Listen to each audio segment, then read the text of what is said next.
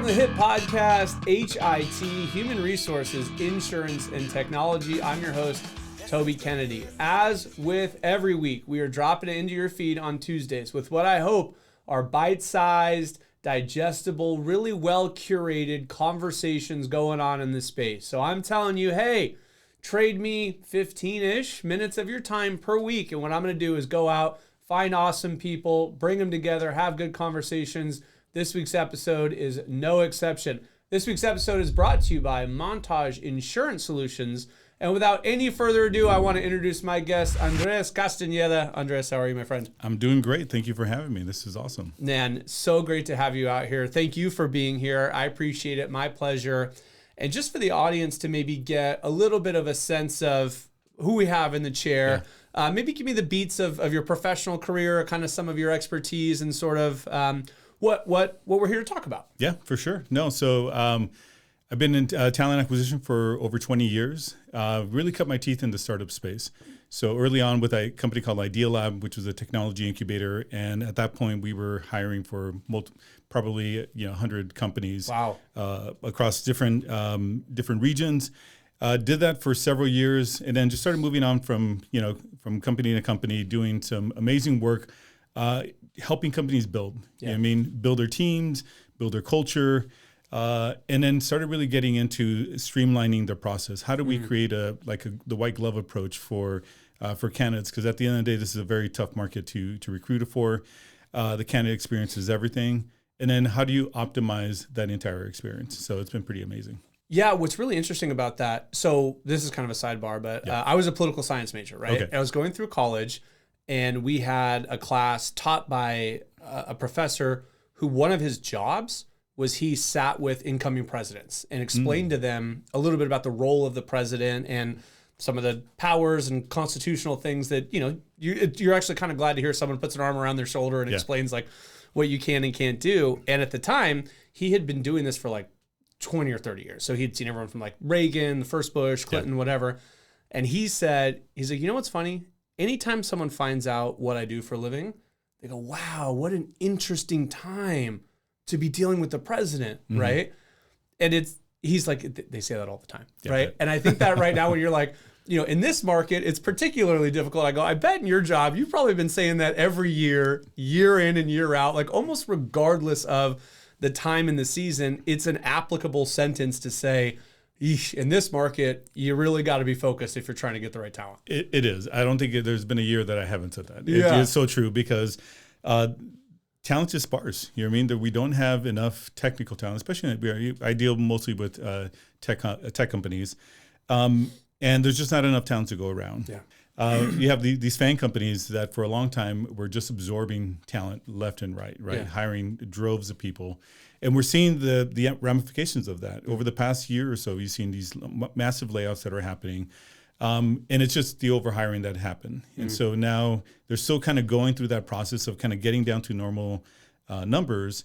And then the market still has to absorb all that talent. So even though there's a lot more people, a lot more talent in the market, it's still really difficult to find the right talent. So at the end of the day, that's what it is, right? So it's just, you can have a gluttony of talent, but if it's not the right fit, that's where it becomes really difficult. That's probably where like the art and science meet in which you do well, which is like you said, when there's this glut of talent. So I'm thinking in my head, I'm picturing this big talent pool. Right.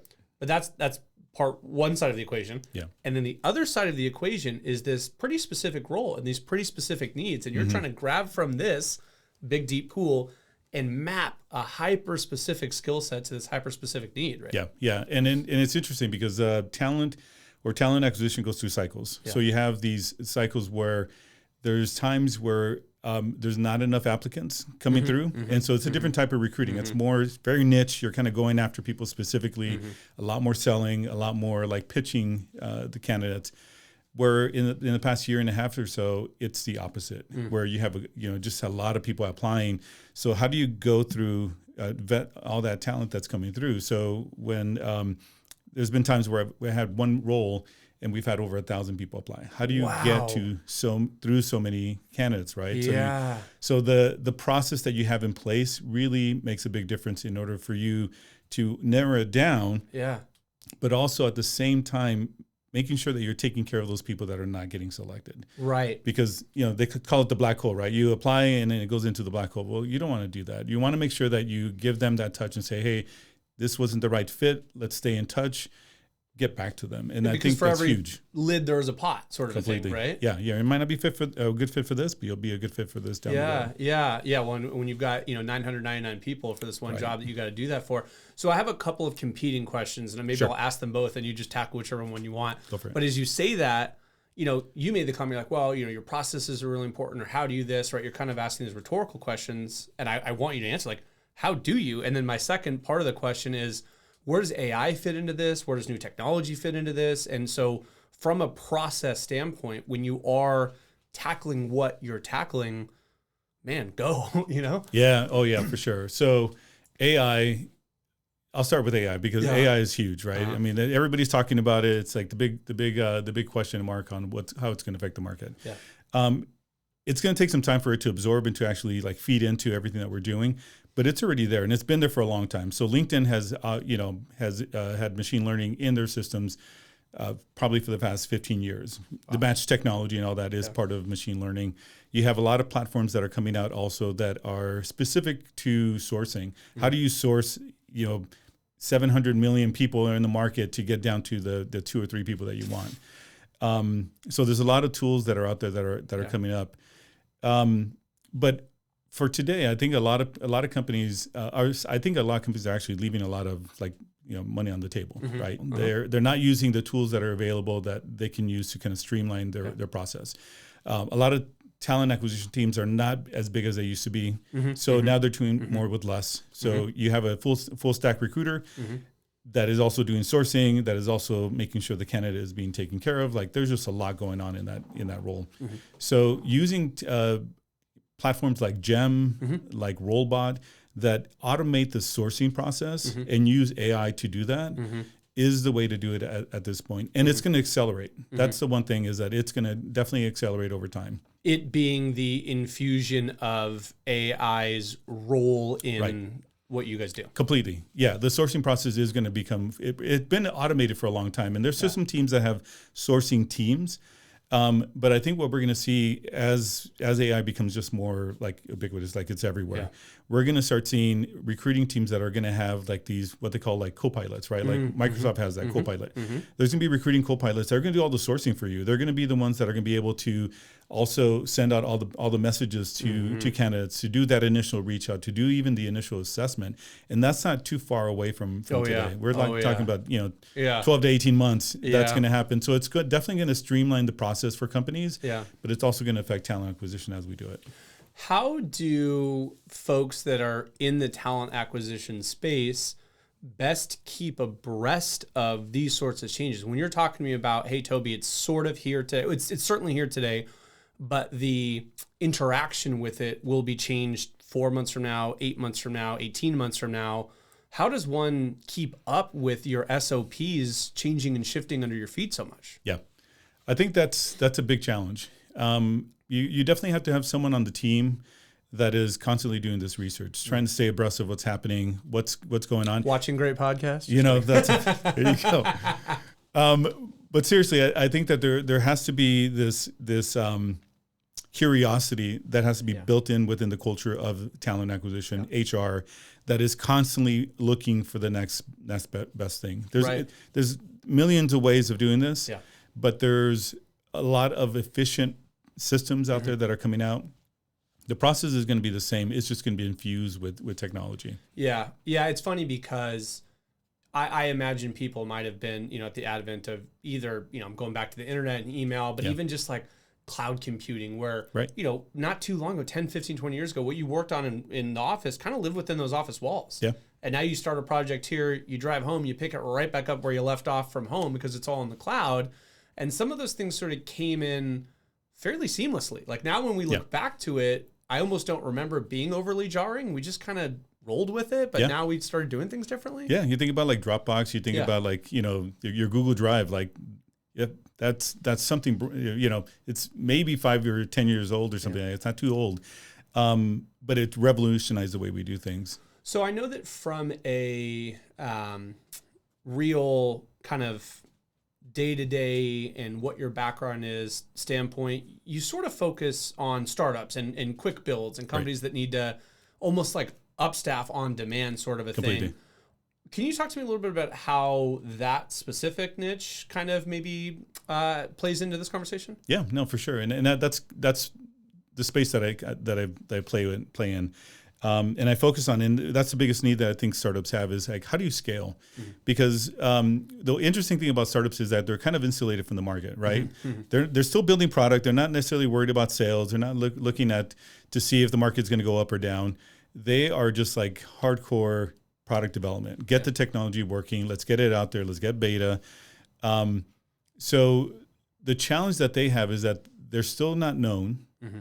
So they don't have a name recognition. Mm-hmm. They have some cool technology, but they don't have the resources to actually bring people on board full time. So you don't necessarily need a full-time recruiter or a recruiting team if you're only hiring 3 people for the next 2 quarters or something like that. It just doesn't make sense.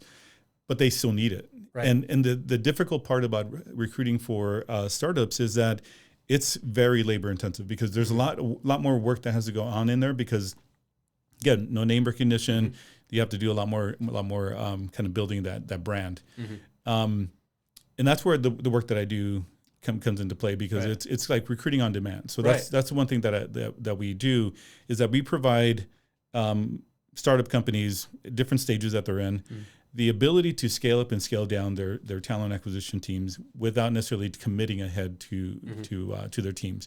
So they call us up and then we basically come on board for whatever project they have, and then we scale down. They call us back up, we scale again. Mm-hmm. So this expand contraction that happens in the hiring of startups is something that we think is a big need and something that we think we can kind of meet the market. Particularly here, I mean, we're in Los Angeles, California. Right. We're sort of right there in the hub and not too far from Silicon Valley, and where a lot of these sort of guys incubate. It's crazy to me to think that you were working for one organization that had hiring for 100 different companies type of a thing. It's amazing. Yeah. And what that taught me is that the recruiting process is very similar across the board. Yeah. You know what I mean? Especially with startups. I mean, you might be doing green tech one day and then you might be doing like ad tech the next day. You know what I mean? But the process is still the same. And if you optimize that process using the tools that we have that are out there, you can actually move a lot faster. Right. And that's the key right there is efficiency and optimization. And you mentioned if people want to get a hold of you, literally if people want to get a hold of you, is there a preferred way to get a hold of you?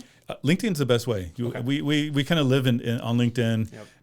And so that's the best way to get a hold of us. Recruiter answer. Right. LinkedIn is where it's at. So it's true. So I guess maybe to kind of get us out, I'd be curious to hear any parting thoughts, maybe regardless of the organization, but if someone is in human resources and they've been kind of tasked with talent acquisition, what are some of your kind of key, cardinal rules, for lack of a better word, or takeaways that someone can, remove from the conversation we're having right now and maybe make themselves that little bit better? Right.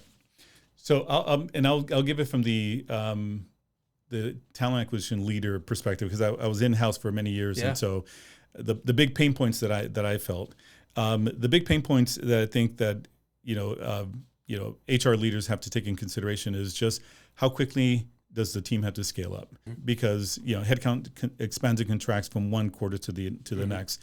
You might have a small team of recruiters that can scale as fast as you need them to, as what you have planned. But if there's anything above that, then that's where you run into a lot of problems. Mm-hmm. So I think getting ahead of that is huge, so that you can then plan ahead of like how fast do you have to bring in resources, and do they have to be a full-time head, or are you really looking for contract work for the next quarter or two?